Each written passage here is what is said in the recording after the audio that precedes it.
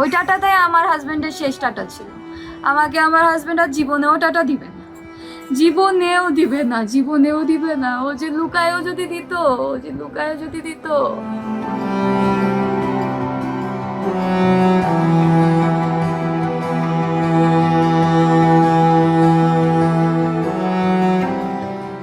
হয় আমাকে নিয়ে থাকতে হবে, না হলে তোমার মাকে 6 মাস তুমি তোমার আরো 2 ভাইয়ের কাছে রাখো, 6 মাস তোমার কাছে রাখো। আমার মা চায় আমাদের ডিভোর্স হোক। এই যে ওর মা আমাকে মারছে, এই যে দাগ। ও আমাকে ভালোবাসতো জন্যই শুধু ওই স্বর্ণটুকু যাতে অন্তত আমাকে দেয় ওর মা বা ওর ভাইরা, ওই জন্য ওই স্বর্ণের কথাটুকু ও শুধু উল্লেখ করছে। আমার হাজবেন্ড যে স্বর্ণের কথা উল্লেখ করে গেছে সে সব স্বর্ণটুকু ওরই কেনা, বিয়েতে যা দিয়েছে ঠিক তাই। রাস্তায় যাওয়ার সাথে সাথে ফোন, মা তুমি আমার যাওয়ার সময় আসলা না, আমি তোমাকে এতবার ডাকলাম যে মা আমি যাচ্ছি বেরোচ্ছি, তুমি তো আসলা না, রাগ হইছো কিসের জন্য হইছো? আচ্ছা মা আমার ভুল হয়ে গেছে। তারপরে ওর মা এসব কিছু করলো যে হ্যাঁ ভুল করছিস হ্যান ত্যান আর করবি না।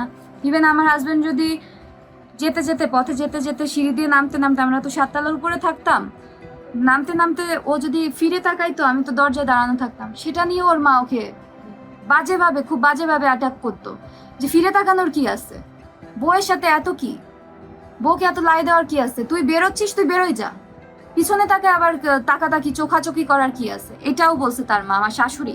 সে তার ছেলেকে বলতেছে বউয়ের সাথে চোখাচোখি কেন করিস। ওই টাটাটাই আমার হাজবেন্ডের শেষ টাটা ছিল। আমাকে আমার হাজবেন্ড আর জীবনেও টাটা দিবে না, জীবনেও দিবে না, জীবনেও দিবে না। ও যে লুকায়ও যদি দিত, ও যে লুকায়ও যদি দিত।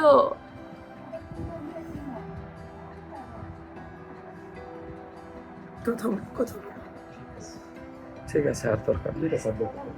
মানে আচ্ছা মা, এই যে আমি বলি আরেকটু বলি। বলো। ওদিনকে দুপুরে ওর মাকে যখন মানাইলো যে মা আমার ভুল হয়ে গেছে আর টাটা দিব না, তখন তখন ওর মা আরো ব্লেম করলো যে তুই যে বাজার থেকে মাছ আনছিস তোর বউ না মাছের পিসগুলো ছোট করছে, অথচ মাছ কিন্তু কাজের মহিলা ওয়াশ টোয়াশ করে দিয়ে গেছে। আমার ভুলটা কোথায় হয়েছে, আমার শাশুড়ি মা কাজের মহিলাকে বলে দিছে যে আমার মানে আমাকে আমাকে যেন মাছ টাছ ধরতে না দেয়, দেখতেও না দেয়। কাজের মহিলা মাছ ধুয়ে যাবে, ও ফ্রিজে তুলে রেখে যাবে, উনি ওনার মতো রান্না বান্না করবে। কারণ কি, আমার হাজবেন্ড হচ্ছে মাছের পিসগুলো বড় বড় করে আনতো। সে খুব ভালো ছিল, সে তার মাকে বউকে খুব ভালো রাখার চেষ্টা করতো, প্রত্যেকটা সময় প্রত্যেকটা সেকেন্ডে চেষ্টা করতো তার মাকে আর বউকে ভালো রাখার। কিন্তু ওই যে বড় বড় পিস করে আনতো তো আমার হাজবেন্ড মাছের, তো আমার হাজবেন্ডের জন্য আমার শাশুড়ি মা বড় পিসগুলা রেখে আর সে বড় পিসই খেত, রান্না করে সে খেয়ে নিত। যখন আমার হাজবেন্ড অফিসে থাকতো আমার হাজবেন্ড দেখতো না যে তার মা খেয়ে নিচ্ছে, আর আমাকে যেহেতু মাছ দেখতে দিত না, সো আমি তো জানতেছি না কয়টা পিস বা কি রান্না করছে। আর যে বড় পিসগুলো ওইগুলোকে 4টা খণ্ড করতো, বড় পিসগুলোকে কেটে আমার শাশুড়ি মা 4টা ভাগ করতো। তার ছেলেকে কি দেখাইতো যে তোর বউকে একটা ভাগ দিচ্ছে আমিও একটা ভাগ খাচ্ছি, আবার রাত্রে তোর বউকে একটা ভাগ দিচ্ছে আমি একটা ভাগ খাচ্ছি, অথচ সে যে দুপুরে রান্না করে খেয়ে নিচ্ছে এইটা আমার হাজবেন্ড আর জানতো না। সে জাস্ট তার ছেলের সামনে ভালো সাজার জন্য এই কাজটা করতো, ওই জন্য আমার সংসারের কোনো কাজ আমাকে লাস্টের দিকে ধরতেই দিত না। আর ওই যে ডিভোর্স, আমার হাজবেন্ড মারা যাওয়ার আগে তার অফিসের বসকে ওই যে 6 মে ওই যে ওই কারণে মাছ কাটাকাটি নিয়ে যে ঝামেলাটা, ওইটা নিয়ে আমার আর সহ্য হলো না, আমার সহ্যের সীমা অতিক্রম হয়ে গেল। যে সকালে টাটা নিয়ে তার এক কাহিনী, আবার মাছ নিয়ে, যেটা আমি করি নাই টোটালি, মাছ পিস ছোট করি নাই, আমি মাছ ধরি নাই, কাজের মহিলা ধুয়ে দিয়ে গেছে, কাজের মহিলার সামনে আমি প্যাক করে জাস্ট উঠায় রাখছি, আর কিচ্ছু করি নাই। আমি দুপুর 2:30টার সময় আমার আর সহ্যের বাঁধ ভেঙে গেল। আমি আমার হাজবেন্ডকে বললাম যে আমি আসতেছি, আমি তোমার অফিসে আসতেছি, আমি কথা বলবো, তুমি যদি আমাকে ব্যবস্থা না করো, আমার একটা ডিসিশন দিতে হবে। 2.5 বছরে আমার আর সহ্য হচ্ছে না, আর আমার সহ্য নাই, আমার সহ্যের সীমা লঙ্ঘন হয়ে গেছে, একটা ব্যবস্থা করতে হবে।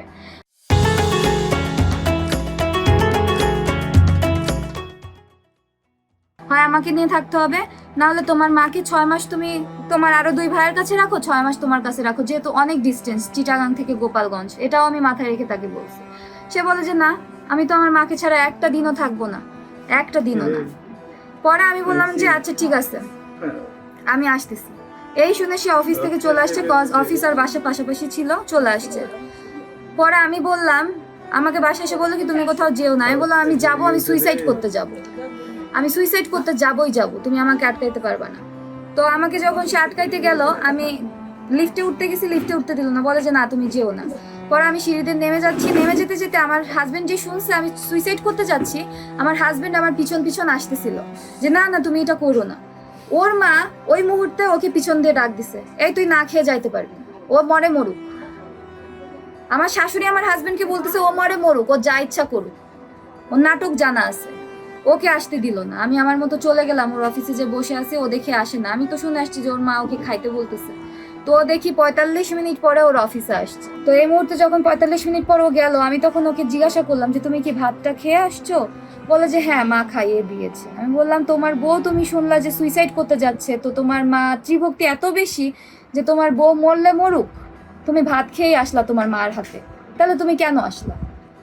বলে তা আসবো না, তোমাকে নিতে আসবো না। আমি বললাম আমি যদি সত্যি সুইসাইড করতাম, তোমার বস আর বসের বউ না থাকলে তো আমি সুইসাইডই করতাম। তো ভালো কথা। এরপরে ওর বস আর ওর বসের বউ বোঝায় ঠোচায়া অনেক ইয়াটিয়া করলো, ওকেই বোঝাইলো বেশি যে ভাই আপনি বিয়ে করছেন, আপনার তো একটু বুঝতে হবে, আপনি আপনার ওয়াইফকে কিছুদিন আমাদের কাছে রেখে যান, আমার ওয়াইফের সাথে ও থাকুক। আপনার মাকে যে আপনি বোঝান যে এই মেয়েটার যদি এখন কিছু হয় আমার চাকরি কিন্তু শেষ। ও আমার হাজবেন্ড বললো যে ভাই আমার মাকে বুঝায় লাভ নাই, আমার মা চায় আমাদের ডিভোর্স হোক। সো এই পজিশনে আমার মাকে ওইটা বুঝায় লাভ নেই যে এই মেয়েটার ক্ষতি হইলে কি হবে না না হবে। আমার মা চায় ওর ক্ষতি হোক, ও মরে যাক বা ও চলে যাক, ওর আমার সাথে ও ডিভোর্স হয়ে যাক। এটা বলার পর ওর বস আর কিছু বললো না, বললো যে ভাবি আপনি এখানে 3-4 দিন থাকেন আমার ওয়াইফের সাথে। পরের দিন আমাদের রাত্রে 9:30টার দিকে আমাদের বাসা নিয়ে আসলো 6 মে আমার হাজবেন্ড। আমরা রাত্রে সব ঠিকঠাক করে আমরা ঘুমোলাম। পরের দিন সকালে আমার শাশুড়ি মা আবার শুরু করে দিল, ওই দিনকেই শেষ। ঝগড়া হলো, অনেক চরম পজিশনে ঝগড়া হলো। ওদিনকে আমার হাজবেন্ডের সাথে আর কথা হয় নাই। এই যে ওর মা আমাকে মারছে, এই যে দাগ। স্বর্ণ আমার হাজবেন্ড খুব সৎ মানুষ ছিল। ও আমাকে আমার বিয়ের ভিডিও তো বর্তমানে ফেসবুকে ঘোরাফেরা করতেছে, ওই বিয়ের ভিডিওতে যতটুকু স্বর্ণ অতটুকুই স্বর্ণ স্টিল আছে। 2 বছরে আর কি হবে, স্বর্ণ কিছুই নাই। কিন্তু ও এটা উল্লেখ করছে কারণ ও আমাকে প্রচন্ড ভালোবাসতো। ও জানতো, ওর মাকে চিনতো, ওর ভাইদেরকে চিনতো, ওর বোনদেরকে চিনতো যে ও না থাকলে ওর অবর্তমানে ওর কিচ্ছু আমাকে তারা দিবে না, কিচ্ছু না কিচ্ছু না কিচ্ছু না। যার কারণে ওইটা উল্লেখ করে গেছে যে ও তো আমার বউ ছিল, ওকে আমাকে তো খুব ভালোবাসতো, ওই জন্যই স্বর্ণের কথাটুকু উল্লেখ করে গেছে। ও আমাকে ভালোবাসতো জন্যই শুধু ওই স্বর্ণটুকু যাতে অন্তত আমাকে দেয় ওর মায়া বা ওর ভাইরা, ওই জন্য ওই স্বর্ণের কথাটুকু ও শুধু উল্লেখ করছে। আমার হাজবেন্ড যে স্বর্ণের কথা উল্লেখ করে গেছে সে সব স্বর্ণটুকু ওরই কেনা, বিয়েতে যা দিয়েছে ঠিক তাই, আর একটুও না, আর কিচ্ছু বেশি হয় নাই। 2 বছর বিয়ে হয়েছে আমাদের। আমার বাবা মাও দিয়েছে আমাকে বিয়ের সময় 1 সেট, আর সে দিয়েছে 1 সেট। এই স্বর্ণ বলতে শুধু এই। ওর আর আমার সম্পর্কের মধ্যে আমাদের পার্সোনাল কোনো ইস্যু নিয়ে আমাদের কখনো ঝামেলা হতো না। আমাদের একমাত্র ঝামেলার কারণ আমার শাশুড়ি বাধাই দিত, শাশুড়ি আমাদের ঝগড়ার কারণটা বাধাই দিত। আর আমার হাজবেন্ড আমাকে এত ভালোবাসতো, আমি যদি খুব খারাপ হতাম আমাকে তো ভালোবাসতো না, এতই ভালোবাসতো। ও মৃত্যুর সময় হাতে যে ঘড়িটা পরা ছিল ওইটা আমি দিয়েছিলাম বিয়েতে। আচ্ছা, 2.5 বছর আগে আমাদের বিয়ে হয়, ওর সাথে আমার মিট হওয়ার পরে ওই ঘড়িটা আমি ওকে দিয়েছিলাম। ও যে জামাটা পরা ছিল ওইটা আমার বাবা দিয়েছিল। ও সব সময় বলতো তোমার চিহ্ন আমি ছাড়বো না। আমি ওকে যে জুতাটা কিনে দিয়েছি এবার পুজোর সময়, দুর্গা পুজোর সময়, ওই জুতাটাই ও পরে শেষ হয়েছে। আমার দেওয়া জিনিস পরেই ও গেছে। ও আমাকে এতই ভালোবাসতো।